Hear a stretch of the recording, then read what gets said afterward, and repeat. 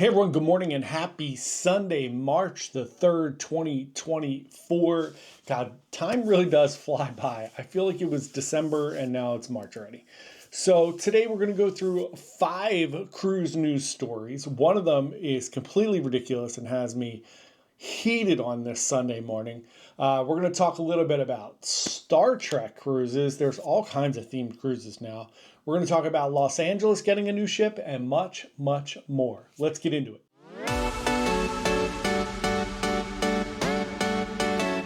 Hey everyone, John here from Bite Size Cruises. Welcome back to our channel.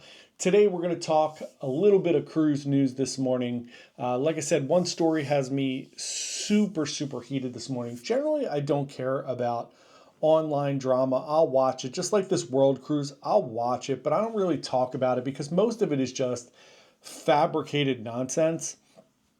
But today, this one's got me heated. So let's get into our other cruise news first. First up, there is going to be a Star Trek cruise. This is going to be on Royal Caribbean's Explorer of the Seas on February 23rd, 2025. This is the 8th annual Star Trek cruise. They're going to be celebrating the 30th anniversary of Star Trek Voyager. Kate Mulgrew, who played Captain Janeway, will be on the ship, as well as some other cast surprises. That's fun if you enjoy Star Trek, not to be confused with Star Wars. That will start a war. But that sounds like a ton of fun. If that is your jam, you can check that out on Royal Caribbean. Next up, LA is getting a big ship. For a long time, I know that, cruising's much more popular on the East Coast with Miami and Fort Lauderdale and Port Canaveral and Baltimore and all these different cruise ports, even Alabama, and there's some other ones. Seattle has a cruise port, obviously, so does LA. Generally speaking, the LA area does not get big ships. They've had Navigator for a little while, which is kind of a big ship, but it's not a Quantum or Oasis class ship. And now they are finally getting a Quantum class ship. They're getting Quantum of the Seas. I don't know what the kind of allowance is in that LA area. I know we can't have super huge ships out of Baltimore because of the bridge situation. We learned on our live stream last week that New York will never get, or Bayonne will never get Icon or an Icon class ship because it's too big to go under the Verrazano. Interesting. So I'm not sure what the regulations are out there in LA or if there's something that would block it, but they are getting Quantum. I don't know if they'll ever get an Oasis or Icon class ship, but that's really exciting news. End of 2025 into 2026. Something to look forward to if you are in the LA or California area, or even if you're just close to that side of the world and it's easier for you to get there than it is to Miami or any of the East Coast ones. Next up, Carnival recently hit a milestone of reaching $33 million raised for the St. Jude's Children's Research Foundation. They've now set a goal of $50 million by 2030. That's amazing. If you've been on a Carnival ship, you know they do the Groove for St. Jude. One day during your cruise, they will sell t-shirts. T-shirts are only $12, which I think is great. And then they auction off like a teddy bear or some things, and they raise money for St. Jude. It's a really great thing that they do. I'm glad to see some cruise lines. I know they all do certain things, but it's nice to see them actually donating some money and doing some good for other people. Love that. Next up, we got the Bar Harbor news, which I'm sure everybody has heard about this week. Bar Harbor is a very popular cruise port. You can go to Acadia National Park from there, which everybody does, but it's just a cute little town. It's a great port, and they have been complaining for years now that the people in the town don't want that many tourists, which is wild because it's basically a tourist town. It's, everyone who lives there probably doesn't live there in the winter. Most of those people live in Florida or somewhere south. But they don't enjoy the cruise traffic, which, whatever, it's fine if you don't. I totally understand if you do or do not want that in there. But it is a huge piece of revenue for all the companies and businesses there that rely on tourism, like the national park, like the hotels, like all the different shops that are there. So for a long time, they have been complaining about this, and they've been trying to put limitations on it. And now a U.S. District court has said that they can put limitations of 1,000 people per day, which would rule out mostly all of the cruise industry, with the exception of the bougie little ships. So my whole theory with this, I was watching Don's Family Vacations the other day, and I saw Don talk about it. And I kind of agree with Don. If I was the cruise lines, my whole theory on this is if you don't want us there, then we don't want to be there. It's fine. I get that it's disappointing that you're not going to be able to go to Acadia, but you could certainly drive up or fly into Maine and go to Acadia if you really want to.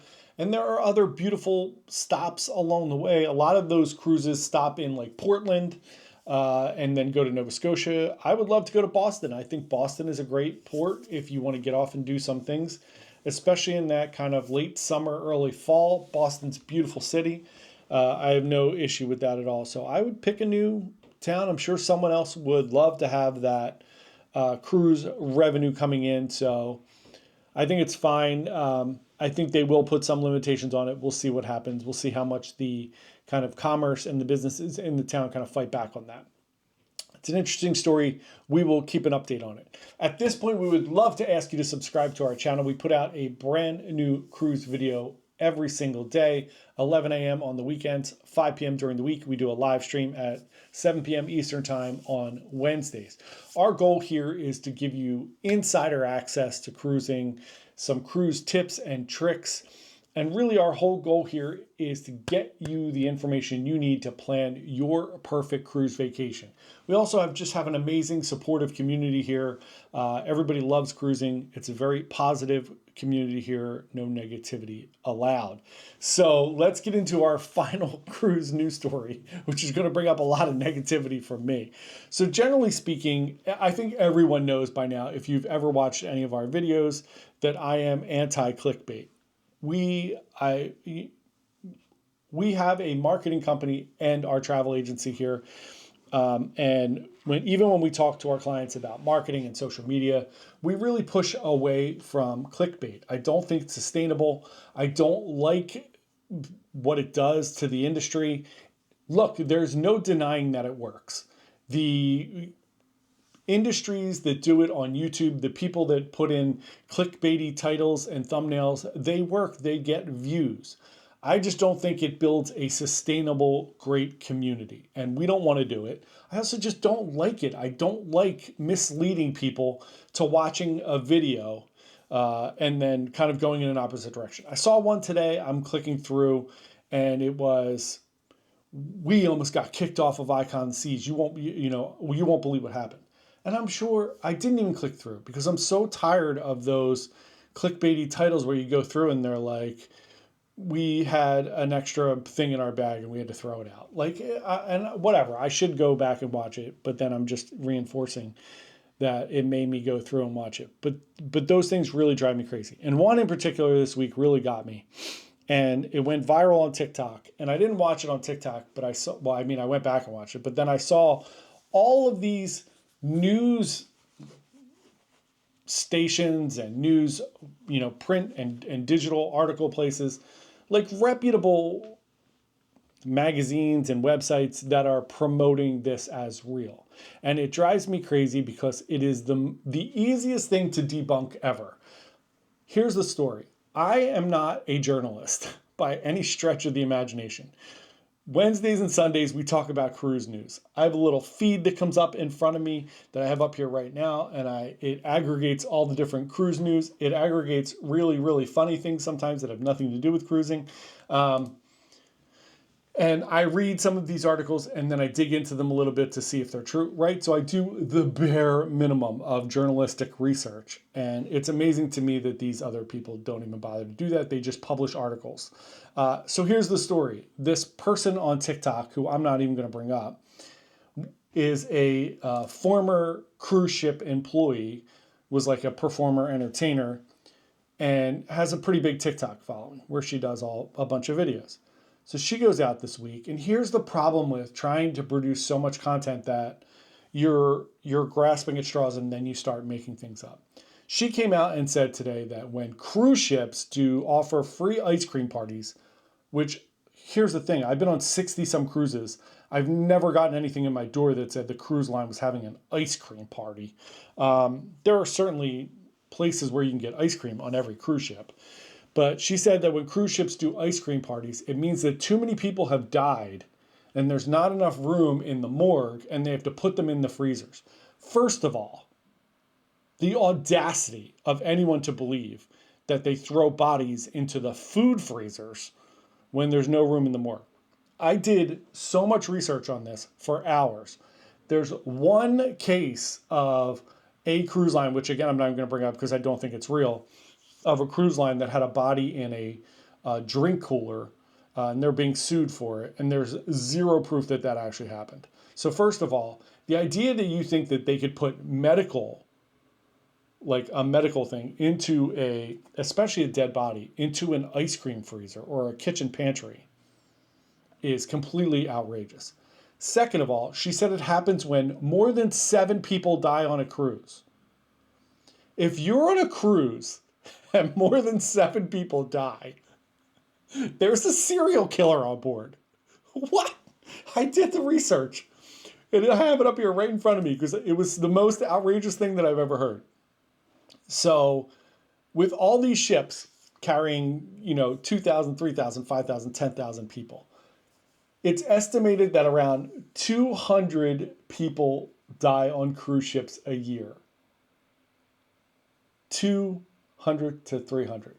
In the very high estimations, they sometimes have 2 to 3 people die a week. In all of the cruise industry, in all of the hundreds of cruise ships, I've been on 60 cruises. You hear, obviously you hear overhead if there's a medical emergency or something happens. For sure, I've been on at least 5 or 10 cruises out of my 60 where someone has passed, right? We just talked about it on Carnival Jubilee. We know that somebody passed. The idea that 7 or more people have died in a week or 2 weeks, or even on this world cruise. The world cruise has had 1 person die. It's a 9-month cruise. Again, if 7 to 10 people die on your cruise ship, jump overboard because you're in trouble. There's a serial killer on the loose. Just outrageous. It's outrageous that she said this, and then they said that other people backed it up, and those people were, of course, anonymous. And then the fact that news stations and people reported on this complete and utter shenanigans of putting dead people in the ice cream freezer. For the love of God, people, please stop with the clickbait and making up stories about cruising.